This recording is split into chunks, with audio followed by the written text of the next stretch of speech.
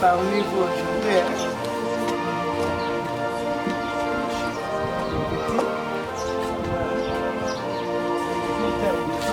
J'habite plus un moment. Ça va, la petite, ça va. Ok. C'est bien.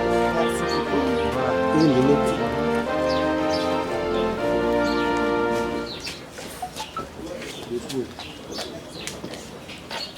Et que tout soit pour la seule gloire de ton nom, Jésus-Christ.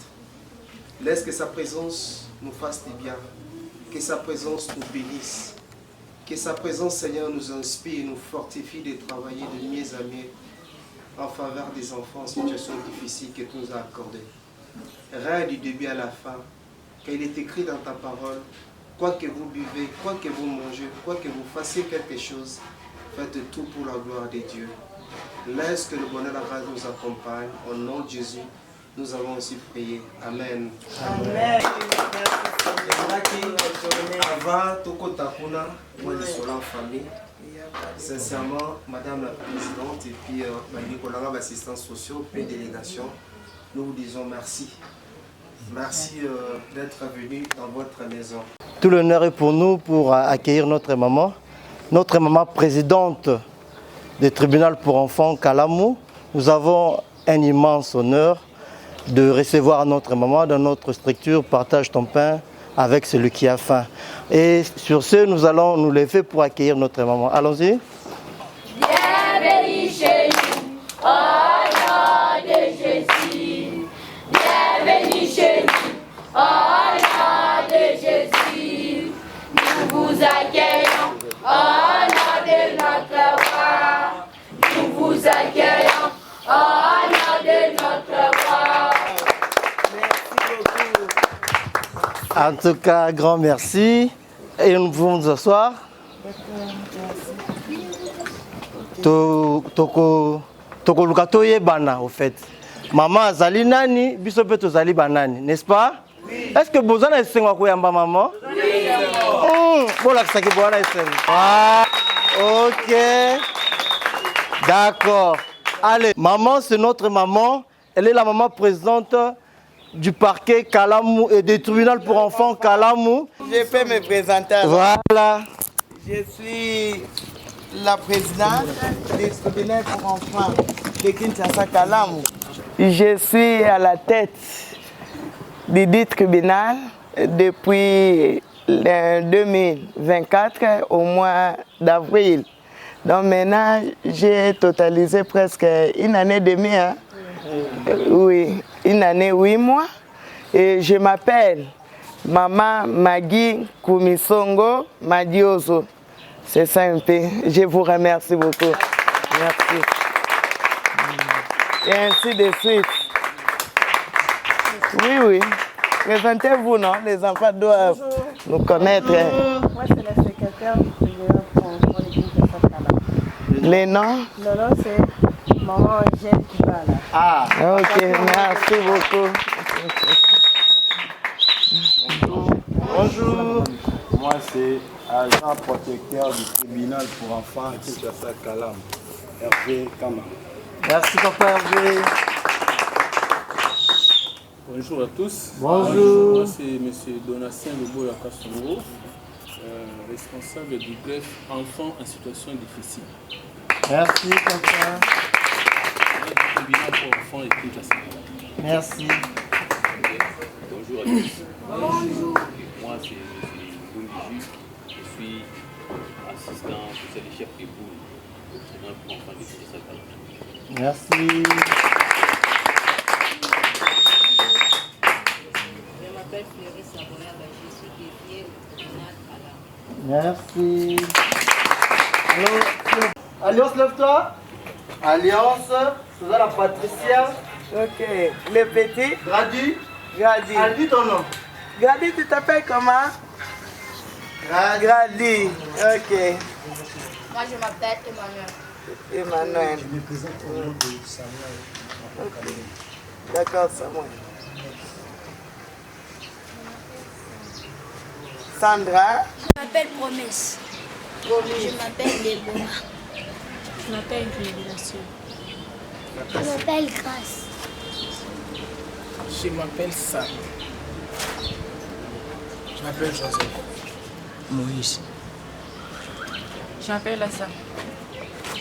Je m'appelle Trésor. Je m'appelle Bolodi Badia. Je suis.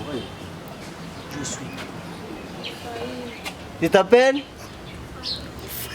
Ephraim. Mon nom c'est Fidèle.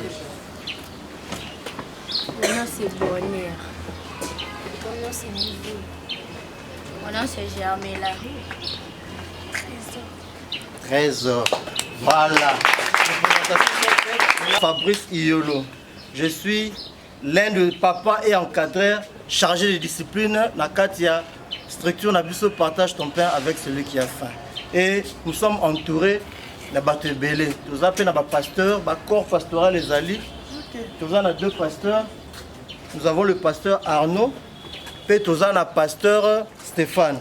À part Wana, nous avons maman la cuisine, maman Fallon Azali, maman Lydie, maman Mati. Nous avons vraiment structure bien complète.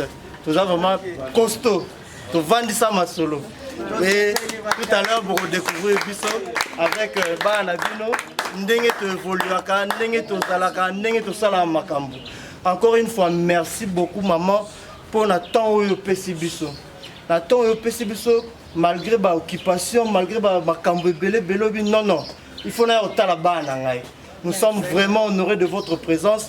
Et sur ce, nous allons profiter qu'on fête l'anniversaire de la maman. Qui est prêt à fêter la maman? Aujourd'hui aussi c'est mon anniversaire. L'anniversaire de maman. Levez-vous d'abord, on va chanter pour monter. 3.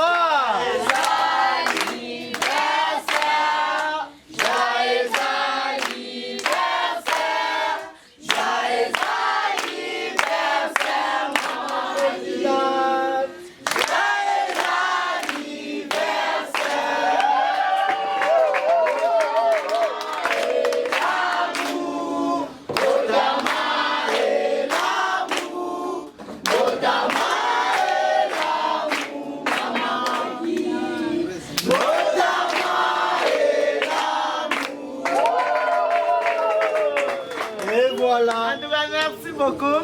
Je suis contente. Et ça va pour voilà.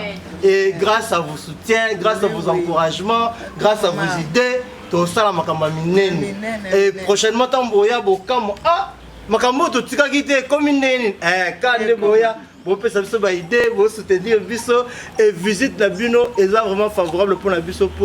Nous savons que maman Tiki, maman soit les Sika, et Zalande. Pour me battre, c'est plus là. Maman aïe, n'est-ce pas? Maman aïe. Maman aïe. Moi, la mienne, la maman aïe, elle se sent très en sécurité. C'est pourquoi nous sommes vraiment parmi nous. Ça va. D'accord, bébé. Tu dormais, hein? Je m'ai récupéré. Ok. Notre bébé là, elle s'appelle comment? Bébé Dima. Bébé Dima, ça va, hein? Tu vas bien? Ok. Nous avons notre bébé qui est à côté de moi, dans mes bras. Maman Aloba, Banaba Yoka, moi encouragement, moi idée, moi pour fortifier, et ça, Abisso Malam, pour gagner un plus de la part de maman présidente. C'est pouvoir toujours remettre malheureux pas maman à Aloba un mot pour ses enfants. Chers enfants, aujourd'hui, en venant partager ces moments avec vous, je voudrais vous dire, comme une mère, je crois en la force du partage de l'amour, de la solidarité. Je ne peux pas dire que vous traversez des moments difficiles, car Dieu vous a donné des parents que nous sommes. Amen.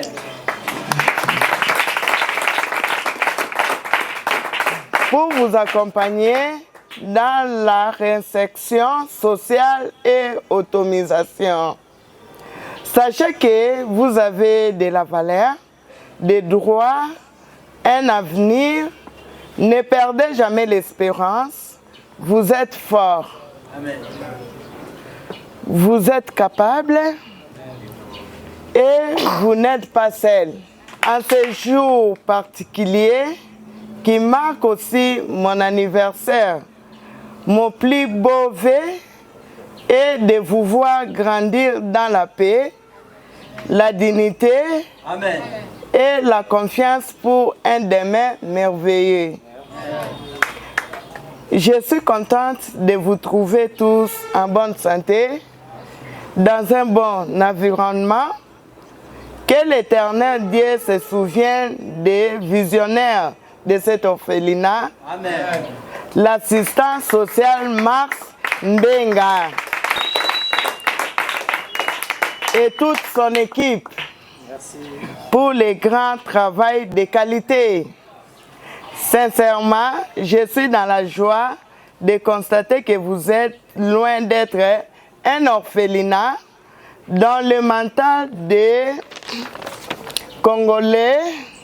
Je voudrais clôturer mon message en demandant aux personnes de bonne volonté de venir appuyer les responsables de cette ONG, M. Max Mbenga Lufasa, dans cette lourde responsabilité dans l'accompagnement des enfants en situation difficile.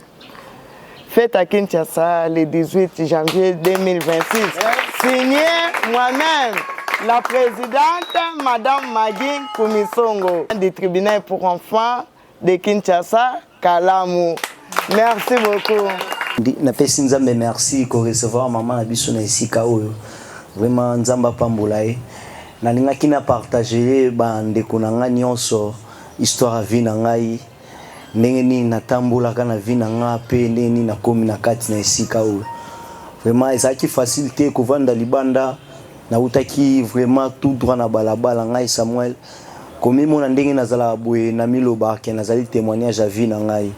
Vraiment na pambola nzambe parce que yazali nyonso po na vie na nga mutalokota nga na balabala pe akokomisa nga siko komona nga boye ezali grâce ba papa na biso ba mama na biso nde mutu ba sunga nga na zala boye parce que ngai nazali mutu mote ya kopusa na pembeni ya batu ya koloba liboso ya batu boye soki nazoloba boye za grâce ya nzambe et grâce ba mama na biso vraiment naza reconnaissant na bango naza reconnaissant pe na nzambo ya kela vie na ngai ngai nakolaka na famille moko ezalaki très difficile pas si mingi vraiment na famille wana bakanga kanga ndo babengana kangai ko bengana babengana ngai na bimaka libanda na ko bima libanda ko nio kwa manenge ezalaki na souffra kama kasi na vie na ngai na nio kwa maka mingi vraiment via libanda za rapena pasi ko kuta na batu ya mabe tuzokuta na ba situation mo boye mutu posa boma yo osengi mutelo ko babwakeli yo so ya bwakeli yo mai vraiment nakenda na église mona kene osenga lisungi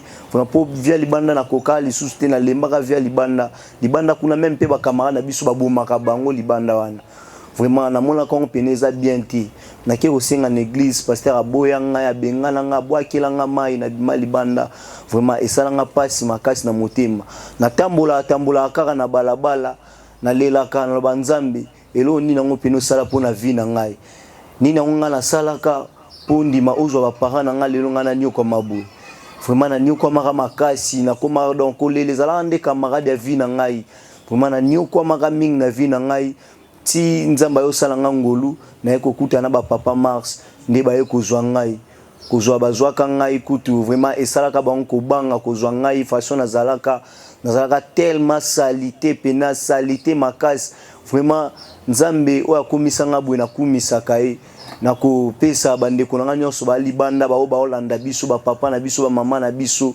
vraiment nzambe azalaka nzambe ya ko soutenir bino ba nyonso bo edaka biso ba nyonso bo sungaka biso ba bazolanda biso vraiment na linko ebisa pe ba nyonso basali banda vraiment bazala kozala timidité na ba vie na bango parce que nzambe ne muta yebi nzambe ne muta kokolisa bango akotambwisa bango vraiment merci beaucoup na nzambe amemanga nesika o merci beaucoup. Quand même témoignage na yo ya mwana na vie avec Dieu donc eloko nga na osenga no ya liboso bocha na nzambe liboso ya makambo nyonso o to sala donc bozalaki libanda mais na lisungi ya nzambe lelo apesi bino place apesi bino papa Max pour na encadrer bino ça veut dire que so nzambe aza elongo na biso un jour beaucoup ma bateau donc bosi bokomi pe déjà boza ndaku boza na ba parents bozi na vie to sambela kamakasi toto sa mibeko toto sa pe bankadrer na biso comme ça malembe bokoma pe netinga bokoma ba président ba ministre bazali awa ba député pe bazali awa Elika toujours et pas Nzambe. En tout cas, merci beaucoup. Nzamba ça a toujours la bino. Merci beaucoup. Merci. Beta maboko makasi ya badine. Nalingi bana boso sur l'événement lelo. Maman toyambi atako komi kitisa na ye po aza mwana Nzamba za pe mosai na Nzambe. Mais il a ça témoignage pour mbatemba mi na Congo témoignage zaka sumuta kufi. Nga principe nangeza ke sumuta kufi na sala témoignage ité. Nga témoignage nangeza tango mutaza na bomoyi. Apesi nga posa kozala na ba responsabilité. Ambinga na bureau 2 ou 3 fois. Nazomona lo lendo bat bazala nango ba titre té. Je vous dis sincèrement, na côté na bureau na 2 à 3 fois, na te ko mona te lo lendo ba batwaza, moi je suis le président, je suis la présidente, ko vimba na monité. Dernière fois to solo la pona milulu oyo. Yoka mokonzi, papa Gilles Yoka. Na lingi Gilles Zala, est-ce que il est au monde oui, na moni. Et David, est malade mais to benga David, o mokonzi ndenge nini. Ana soucia ba collaborateur na bazala na événement. Elle pouvait dire atikala donc nga moko. Papa Gilles va témoigner aussi Voilà. Donc na bureau azolo souci wana. Gilles Azanga oui, maman présente, je l'ai vu la monnaie wana. Ba wara bazaba yaya ba bana musala vada. Oui, David azobela sur place a bengi David. David fozala to beta no maman maboko makasi. Beta maboko makasi. Beta maboko. Sincèrement, bateau basali ba droit pinza ba tomboli, eza ba pièce rare. Ba pièce rare. Yango lelo toko bonde la paix pour la maman présidente. Comme eza début de l'année. Nzamba matisa elisusu loba nzamba matisa elisusu nzamba matisa elisusu.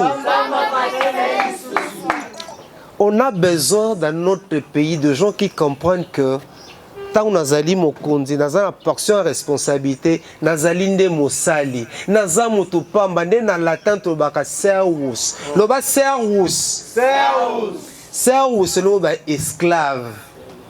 Pamba, vous allez serviteur, vous êtes au service des autres. Maman tozo pambo la nzambe pona yo. Merci beaucoup. Vraiment to lelo to kosaka. Comme botama le 19, biso to sepelango lelo.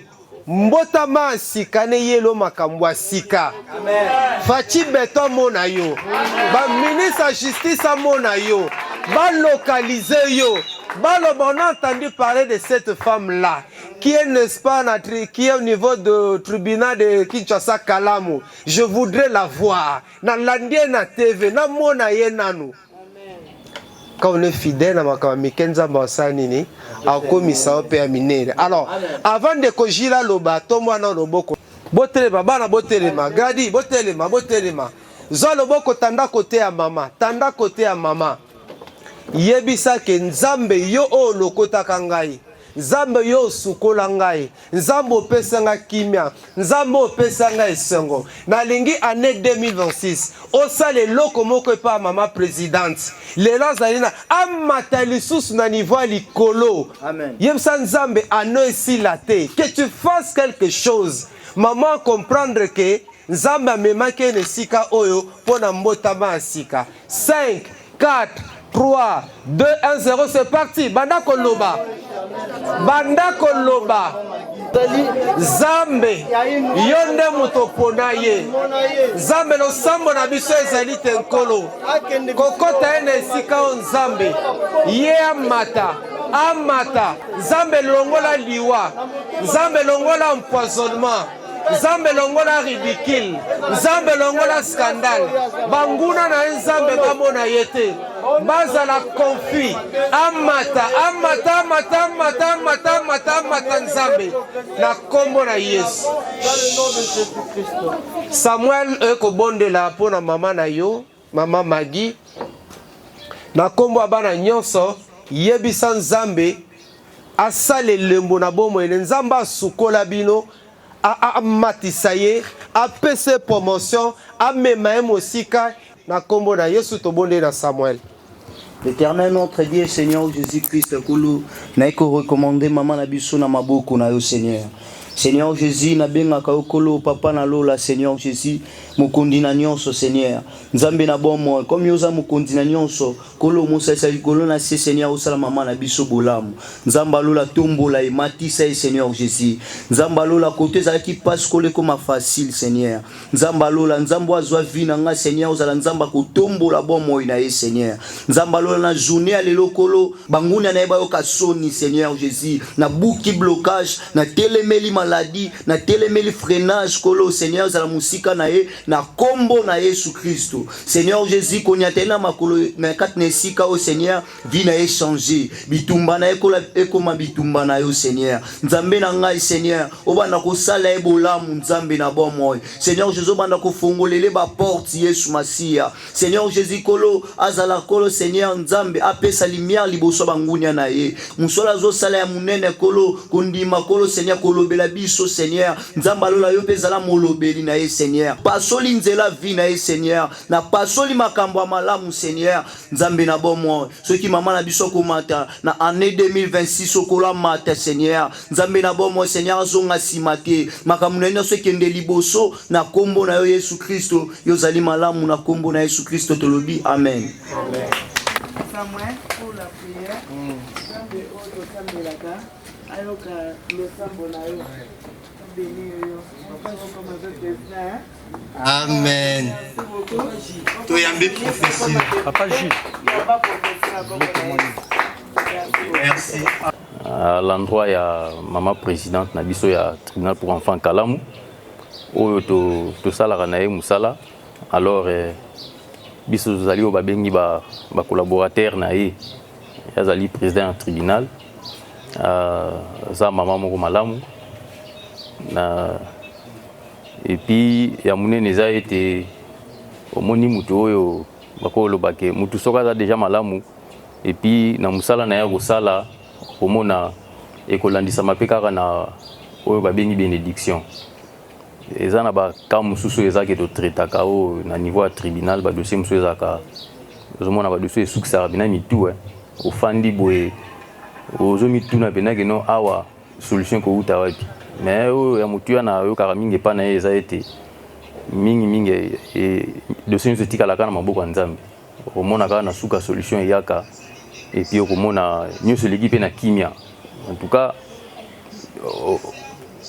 nga personnellement nalinga susu vraiment kobenga susu orphelinat te. Na préfère mingi kobenga ndako ya bana puisque nalingaka ko valoriser bana. Ninga ko valoriser bana. Soki nazo benga orphelinat na mona zo ndire nazo réduire ngo lisusu. C'est pour la kobenga maison des enfants parce que maison des enfants ngo tel sakte eza famille. Eza famille oyo na kati ya famille ezali nyonso eza na kati puisque na kati ya maison des enfants bazoyekola bolingo. Alors mpona ko conclure na maman président eza mpona kotalisa ete mokumba oyo azwaki ya kozala mama ya bana nzambe mpe atikaka te kotia loboko. Donc peut-être baka oyo bino bokoyeba ezaka baka bozomona na bamaison des enfants neti eza boye, mais il y a des cas oyo eza très critique, oyo eza très délicat, oyo eza mpe ke non omoni boyebu dossier oyo eza mpenza boyebu so mpe bake mpe batouche bakote mosusu ozomona mpe peut-être bato mosusu bakocomprendre yango na baentendement mosusu, mais yo décision ozwi eza décision oyo ozwi kaka yo moko te, mozwi yango mpe na mayele oyo nzambe apesi yo mpo oyeba korendre décision wana, parce que eza na baka plus difficile oyo nazoloba ke même soki bapesi yango bino bakambi ya kati ya maison oyo bokozwa solution nango te, bokobanga bokoloba oyo so nasimba okanga ngai bokobanga, mais moto apesaka mayele eza nzambe nde akitisaka na motu ya mosali na ye mpona solution bakozwama mpona baka plus mingi ya baintérêt supérieur ya bano tobengi ya situation difficile. Donc aza mama moko malamu afandaka na biso très bien, et puis vraiment il y a une très bonne collaboration, c'est vraiment une famille. Merci beaucoup. Napesi d'abord merci par ma présidente parce que les lots alingi que non bisunyo sto accompagné et ezaba isike belé salaka makambo ebele na biso parce que ezaba dossier misus oya ba otobenga ka dossier SD, c'est-à-dire enfant situation difficile, mais ekozala papa na mama ba yokanaka te, mais à travers mama omona bango moko bayokani bazongeli ndako moko omoni bolingo ezongi pe mwana se retrouver na badroit na ye pe eloko mosusu nakozanga te napesa papa Max Mbenga merci parce que orphelinat na ye ebandaki kala erizalaki na sekuna nakendaki azalaki na bana je pense 3 ou bien 4, mais les lots namoni bana bakomi plus de 20. Félicitations papa Max pour na mosala malamu ozosala et napesi lisusu merci na groupe oyo tutamboli na bango na mama présidente pour na confiance apesi biso. Merci beaucoup maman. Vous allez vraiment structurer là kuna biso ndenge ezali par rapport à la capacité d'accueil ndé to installer bana ndenge wana tolingi bazala vraiment entassé te ndo moni bana baza limité. Par contre ba bisika mususu bokenda omoni tala bana ebele, mais bisika bazolala moyen te na basi na mibale sika moko, donc ce n'est pas intéressant. Ndé yango tozokende tout de suite na visite guidée bomona ba installation na biso bomona ndako bomona ndenge nini toza structuré bomona ndenge nini toza organisé, comment bana balalaka, comment ba vivaka l'air quotidien kat na biso.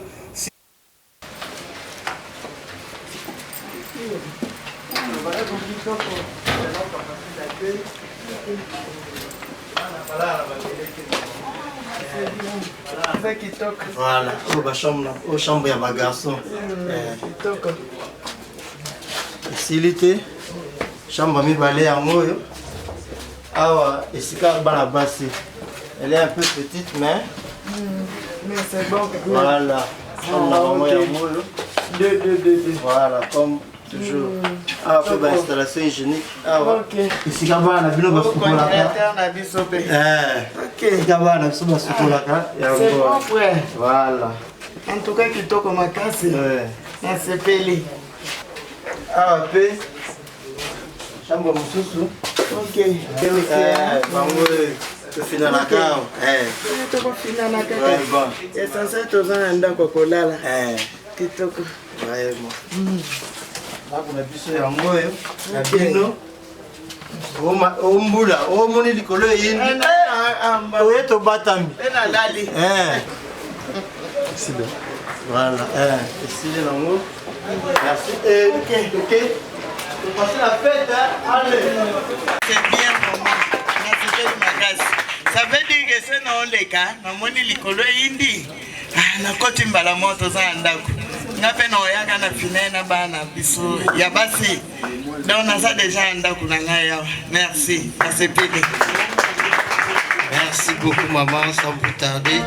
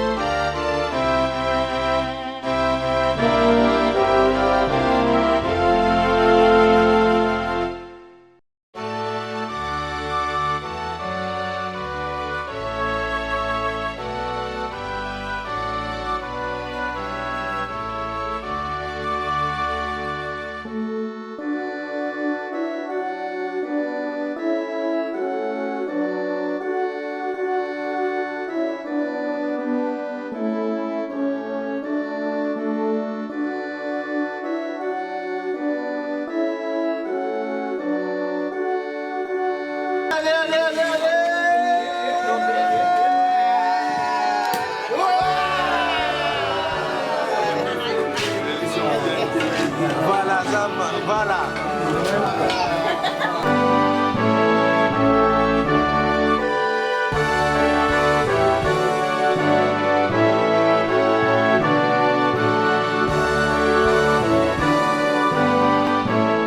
Na sepeli na makasi donc bomona pe na bini bande ti na suka, ça veut dire que naza na esengo makasi ya boyambi ngai ana orphelinat ya papa ndeko na biso Max. En tout cas nabina te nabinaka pe te na titre ya biso ba président tobinaka pe te, mais lelo na esengo makasi ya koya kofete anasika na bana na biso na elongo na papa Max. Le 2, c'est le jour de mon anniversaire. Okay. Donc, je me suis dit, ça fait déjà 10 ans. Na loba que n'a fêté son anniversaire. Bongo n'a fêté l'anniversaire, c'est mieux d'investir en elo comme Koboé. Mais, en tout cas, je manque même des mots. Na sepeli na bana nanga, en tout cas, na kobenga bomba orphelin souté. Quand biso toza ba parents na bango, donc bazu ba parents na vie na bango. Ezande biso, ezabino, ezali papa Max. En tout cas, c'est la première fois té. Na ndoya souvent. En tout cas, na joie. Je manque même des mots à m'exprimer. Donc, ça fait vraiment plaisir. En tout cas, en tant que parent, en tant que présidente du tribunal, en tout cas, ça me fait mal. Les loyaux, ba pasteur rebelle, baza na base ya bokabwani entre ba parents na bana mingi bazo traiter bana biso ba sorcier pe ba kotisi bokabwani makasi oleke ba sangisa, mais le contraire bango ba séparer. En tout cas, ça li passe que na beba mukie na uti ko memae na okeke ba bwaki liboso orphelinat. En tout cas, c'est pas bien. Yango wana na kosenga na bino bankadre bo sangisa quand même bana bolanda ba pasteur mingi to ba kabola. Bo sangisa bana soki ke kangwe leki makasi boye pa na ngai. Maman ya bana, maman présidente, on va vous aider avec des documents pour que bana wana baza bien encadré. Baza na place à kovanda, baza na esika oyo bakozwa bango avec beaucoup d'amour. Bon non senga boye soki ke ba orphelin wana bazangi ba parents, bazangi bato ko encadrer bango et l'aider. Aza mwana wakoyi ko sesa ba travaux forcés te. Biso na nzela so tomoni en tout cas to lokota bango, to yamba bango, to zwa bango avec beaucoup d'amour. Ba orphelinat zebele papa Max d'ailleurs m'a promis que maman kanyoso yo kuta nango. En tout cas mwana na oza bien aimé, bien fini na kato orphelinat na biso. En tout cas ya kanae pena osenga na bino nyonso lokola. En tout cas to mekempe ko tambola to tala so moni bana bongo. Papa Max a fungoli maboko na ye. Ayebi singa bi mama kanyoso so moni. En tout cas naza prêt pour nana yamba bana wana to sunga bango. Un jour bakoma bato bakoma neti yo netinga. Bon na ko promettre bana nga en tout cas bayambinga na beaucoup d'amour. En tout cas na sepeli no makasi na nesengo makasi au moins na lia ensemble na bango. Et la première fois, en tout cas, ils ont l'année d'habitude. Soit dans un mois 10 francs, dans un mois 6 dans un mois savon, en tout cas, on à tout moment. Quand la binonga une équipe na mobimba, à tout moment, on viendra. Merci maman. En tout cas, merci Nabinope, merci beaucoup. Ndeko Richard Sambo merci puisque tu travailles avec nous, tu es toujours avec nous. Les lezaï mukomne ne pona biso, les alaiki mukolo to sa la dédicace. L'année 2026 dans beaucoup Nzambe pour que tous croire que le corps bar Nzambe. Si l'Éternel a bâti la maison, ceux qui la bâtissent travaillent en vain et sans Dieu tout le le comme l'ongate. Tout le monde ensemble que bonzela Nzambe on vous là yo. Oza musa naye, tous akaba ouvrier dans sa moisson. Atamwana biso akamba biso. Oza musa la passe. Musala stress, musala traumatisme, c'est pas facile sur Nzamba benga ote. Et tous on dit maître Nzambe avec le sambo na biso to tambo na longo. Et deuxièmement, équipe visite il y a présidente tribunal pour enfants à Kinshasa Kalamu, maman na biso Maggie. Kwa sepela pe ko kota la biso, na cadre dédicace également. Les équipes anniversaire naé.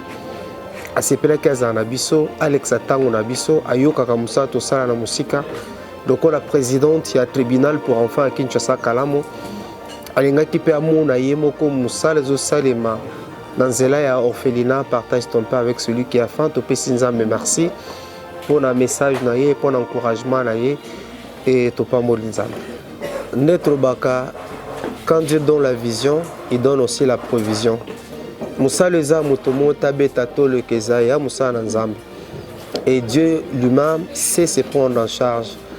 À nous, la 6e année, orphelinat partage ton pain avec celui qui a faim. Nzamba tikala kotika biso ata mokolo moko te. Bano baliaka malamu omoni biloko tala nde biloko ebele tikali pourtant ezali fete tambi mpe apa biloko ebele tikali wana balalaka par la grâce de Dieu na bacondition kitoko makasi bakenda école soki mpe fièvre ezali oka mosusu mpe intervention chirurgicale toka nini nini tokenda na hôpital lokola moboti ya ye na mwana ye Dieu se manifeste Dieu sait pourvoir il sait nous prendre en charge il sait se prendre en charge pambateza musana c'est aussi l'occasion pour nous koyebisana bandeko nyonso bazolanda biso ete tala musala yango to soutenir yango de la même manière que to soutenir basala nzambe to soutenir ba ministère ebele église mususu pe yango bon biso na kanisa ete ndenge batangisaka na classe moko balakisi nanga azali awa doctorant c'est un petit Casimir il y a Institut national de travail social on n'expose pas les enfants à balabala on ne le fait pas loi portant protection de l'enfant ezako kopekisango dans l'assistance sociale professionnelle et on le fait pas on le fera jamais nde na baye de bandele te nzambe na benga biso nzambe amimoni saka biso mo lokola baboti ya bana oyo le paix que Dieu nous donne tout ça qu'on a à disposition na bango bandeko pe ba kotala biso baye ba rappel na kotia biso maboko l'état congolais tosuka kana mikanda ata mokate ya 500 francs congolais atika kopesa biso te ata alimete atika kopesa biso ata ma ya 500 francs congolais l'état congolais apesi biso ce ne sont pas des moyens qui manquent de tous les ministres qui se succèdent au niveau du ministère des Affaires sociales bayebi biso te c'est déplorable l'ensemble de monsieur avec un jour Fachi Beton a mandat na ye atia une assistance sociale ministre il y a affaires sociales c'est notre ministère et totangi na institution à l'état oazali ko former assistance sociale ministère wana ebima maboko ya bayi politique c'est notre ministère en aucun jour de correction ça baza médecin batine l'économie bazu juriste batindie na batine par exemple la santé non ça ne se fait pas le ministère affaires sociales c'est notre ministère ba pesango na bato ba école sociale précisément na assistance sociale pour relever les défis donc c'est fort dommage que même l'état congolais azata na CPT assistant mon collègue nanga lobi awa azata la maison des enfants aucune maison d'enfants aucune maison ezali ça n'existe pas ce sont des individus de particuliers au baye côté l'état maboko mais l'état nous sommes des partenaires du ministère des Affaires sociales mais l'état fout à bisonner donc l'état za nyongo na biso l'état officiellement ça fait 6 ans donc l'état za nyongo na biso à 6 ans asala fout tango ozamala mingi bon eza nanu pasi mingi mpona bakawa na surtout plus ya kobwaka bana et puis na bakawa ezali ya na niveau tribunaux kotraité badossier eza ke mwana babwaki mwana abandonné par la famille tout ça esalaka mpasi mingi mpo omoni mosala yango ezosalama ezoya dans deux sens esala ezoya dans deux sens côté oyo babwaki mwana bokei bosauve boluki protection côté oyo azwaka koluka lisungi na tribunal ke nalingi na adopté donc omoni tokoloba ke baacteur na niveau ya protection ya bana bazojouer tokoloba barole ezokutana mibale côté kuna bazobwaka côté oyo bazoluka bakende na ye ok sikoyo nasepeli mingi oui si ça na makamisi alors sikoyo na kati eloko wana ezocréer oyo babengi contraste oyo eza ke er moko fandi zo me poser ba question mais ya boaki pona nini yepa yekozwa pona nini yepa yekoluka pona nini. Très bien. Alors na ba question na mibale tango bituni yango oyo komona kaka ke non na kati ya société ba problème ezangaka te. Alors en tant qu'acteur na niveau de protection nous avons un rôle de protéger. Par rapport à la question on a c'est la mataki na mingi naza parmi ya ba oyo ba pesaka motion na niveau ya autorité provinciale. La ville à Kinshasa est concernée ministère des Affaires sociales. Je suis parmi eux ba pesaka pe motion et puis na CPLI parce que na moni boti pe mouvement dans le fait que il y a de cela 3 ou 4 jours comme ça qui convoqué biso ba chef de poule à tribunal pour enfants où il y a 5 na ville à Kinshasa a bengisaki biso na réunion moko tozalaki nango na ministre provincial ya oyo tellement comme pas faire social tout ça. Alors ndeko na pesika tokende koyoka pe ya circulaire au ministre provincial azwaki oyo eza interdit ba activité wana ya babimisa mineur na balabala babimisa mineur tout ça ouais. Alors ngai moko pe wana nazali na kati ya ba démarche ya koluka na se procurer circulaire wana na ebesika na kozwa yango naza na ba démarche wana. Alors ngai moko tango na kozwa yango na maboko je crois que tokokutana po tosala émission na niveau ya district na niveau ya district biso tozokamba ya funa tokosala mosala pe na sens wana koyeba kopekisa oyo bazoutilize bana comme ba monnaie d'échange. Dit bazoutilize mwana tie boye l'état elobi ke soki olingi osala orphelinat omoni kolingi osunga bafaible ezala mpe na bamoyen. Alors kolinga te olingi osunga bafaible oyo ya lisusu kosenga bato lisusu mbongo modiemela na nsima bato oyo ngai napesaka bato mingi réponse oyo alobaka ke non oh non mais l'état azosunga te tout ça nayebisaka bango bon l'état azosunga te mais l'état alobi na yo te kozwa bana wana obokola bango soki omoni ke l'état azosunga te eke bana na bazoyengayenga na balabala tika bango bayengayenga baza bana l'état yo okende konduka ngambu ozwi ngambu okomoluka susu na nsima bapesa yo mbongo epuis na nsima obanda suki kofinga l'état ntango l'état engai atala pe peut-être atya pe mwa ordre na kati ya makambo ozosala. Merci. Donc c'est ça. Bon, l'impression dans ces pays, on a un cadre, c'est vraiment un bel environnement pour les enfants, surtout pour les enfants en situation difficile. Le cadre est sous-mingité, en Kinshasa. On voit, en tout cas, on voit de tout, mais ici c'est quand même un niveau qui répond quand même à un bon standard. En tout cas, je vous félicite d'abord, vous les encadreurs, promoteurs, il y a Centre, M. Max. Bon, je l'ai plus connu comme journaliste. Là, je vois une autre casquette. En tout cas, on a perdu vraiment d'humanisme dans Mboga Nabiso. Au moins, vraiment qu'il y a des gens qui souffrent à côté de toi, mais yo lingi va benga yo papa social, place Mobo ya Bandumba, place ya Bouzoba, et pourtant le meilleur investissement c'est celui-ci parce qu'on ne sait pas ce que Dieu va nous Merci beaucoup.